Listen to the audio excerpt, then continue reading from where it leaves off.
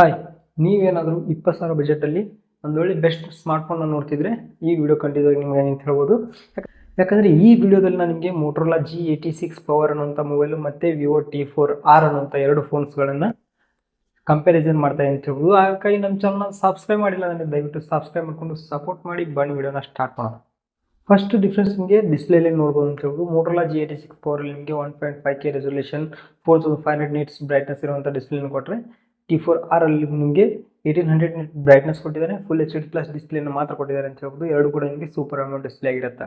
Next difference ನಿಮಗೆ ಕ್ಯಾಮ್ರಾದಲ್ಲಿ ನೋಡ್ಬೋದು. ನಿಮಗೆ ಮೋಟೋರೋಲಾ G86 ಪವರಲ್ಲಿ ನಿಮಗೆ back side 50+8 megapixel layer camera ಕೊಟ್ಟಿದ್ದಾನೆ. ಒಂದು ಮೇನ್ ಸೆನ್ಸರ್ ಇಂದ ಅಲ್ಟ್ರಾ ವೈಡ್ ಆಂಗಲ್ ಮತ್ತು ಮೇನ್ ಸೆನ್ಸರ್ ನಿಮಗೆ ಸೋನಿ LYT600 ಸೆನ್ಸರ್ನ ಕೊಟ್ಟಿದ್ದಾನೆ ವಿತ್ ಆಪ್ಟಿಕಲ್ ಇಮೇಜ್ ಸ್ಟೆಬಿಲೈಸೇಷನ್. ಮತ್ತು ನಿಮಗೆ ವಿವೋ T4R ಅಲ್ಲಿ ನಿಮಗೆ ಬ್ಯಾಕ್ ಸೈಡ್ 50+2 ಮೆಗಾಪಿಕ್ಸೆಲ್ ಕ್ಯಾಮ್ರಾನ ಕೊಟ್ಟಿದ್ದಾನೆ.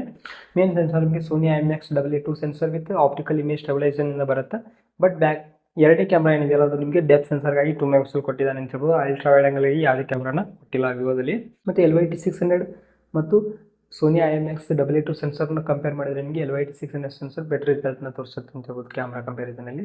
ಫ್ರಂಟಲ್ಲಿ ನಿಮಗೆ ಎರಡು ಕೂಡ ನಿಮಗೆ 32 ಮೆಗಾಪಿಕ್ಸೆಲ್ ಕ್ಯಾಮ್ರಾ ಆಗಿರೋದ್ರಿಂದ ಬೆಟರ್ ರಿಸಲ್ಟ್ನ ಕೊಡ್ತವೆ. ಎರಡು ಫೋನ್ಸ್ ನಿಮಗೆ ಫ್ರಂಟಲ್ಲಿ ಬ್ಯಾಕಲ್ಲಿ ನಿಮಗೆ 4K ರೆಕಾರ್ಡಿಂಗ್ ಕ್ಯಾಪಬಿಲಿಟಿ ಇದೆ ಅಂತ ಹೇಳ್ಬೋದು. ಎರಡು ಕೂಡ ನಿಮಗೆ ಕ್ಯಾಮ್ರಾದಲ್ಲಿ ಸಖತ್ತಾಗೇನೇ ಇದೆ.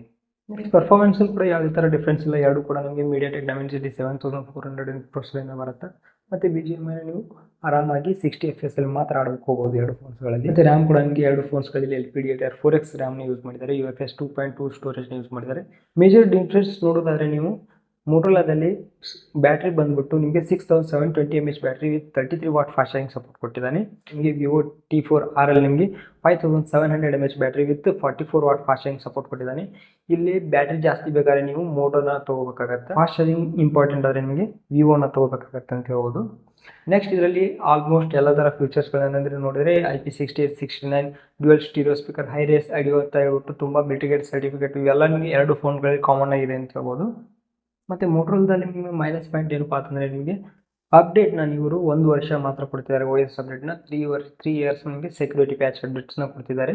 ಮತ್ತು ನಿಮಗೆ AI ನಿಮಗೆ ಕ್ಯಾಮ್ರಾದಲ್ಲಿ ಮಾತ್ರ ವರ್ಕ್ ಆಗುತ್ತೆ. ಇದು AI ಫೀಚರ್ಸ್ಗಳು ನಿಮಗೆ ಮೋಟೋರೋಲಾದಲ್ಲಿ ಸಿಗಲ್ಲ ಅಂತ ಹೇಳ್ಬೋದು. ಅದೇ ನೀವು ವಿವೋ T4R ಅಲ್ಲಿ ನೋಡಿದ್ರೆ ನಿಮಗೆ 2 ಇಯರ್ಸ್ ಅಪ್ಡೇಟ್ನ ಕೊಡ್ತಿದ್ದಾರೆ. OS update 3 years security patch update ಕೊಡ್ತಿದ್ದಾರೆ. ಇದರಲ್ಲಿ ನೋಡಿದರೆ ನಿಮಗೆ ಯಾರಿಗಾದರೂ ಬೆಟರ್ ಬ್ಯಾಟ್ರಿ, ಬೆಟರ್ ರೆಸೊಲ್ಯೂಷನ್ಸ್ ಈ ಥರ ಬೇಕಪ್ಪ ಅಂತಂದರೆ ಹಾಗೂ ಅಪ್ಡೇಟ್ ಬಗ್ಗೆ ನಿಮಗೆ ಕಾಮನ್ ಅವಶ್ಯಕತೆ ಇಲ್ಲ, ನಾವು 1 ವರ್ಷ ಸಾಕು ಅಂದರೆ ನೀವು ಮೋಟೋರೋಲಾ ತೊಗೊಳ್ಳೋದು ಬೆಟರ್. ನಿಮಗೆ ಅದಕ್ಕಿಂತ ಇವಾಗಿನ ಕಡಿಮೆ ರೇಟ್ಗೆ ನಿಮಗೆ ಮೋಟೋರೋಲಾ G86 ಪವರ್ ಸಿಗುತ್ತೆ. ಅದೇ ನಿಮಗೆ ವಿವೋ ಬ್ರ್ಯಾಂಡಿಂಗ್ ಬೇಕು ಮತ್ತು ಸರ್ವಿಸ್ ಸೆಂಟರ್ ಬೆಟರ್ ಇರಬೇಕು. ವಿವೋ ಸರ್ವಿಸ್ ಸೆಂಟರ್ ನಿಮಗೆ ಆಲ್ಮೋಸ್ಟ್ ಎಲ್ಲ ಸಿಟಿಗಳಲ್ಲಿ ಇರುತ್ತೆ. ಅದರಿಂದ better OS update, better fast charging ಈ ಥರ ಬೇಕಾದ್ರೆ ನಿಮಗೆ ವಿವೋ T4R ತೊಗೊಳ್ಳೋದು ಎಷ್ಟು ಬೆಟರ್ ಅಂತ ಹೇಳ್ತೀನಿ.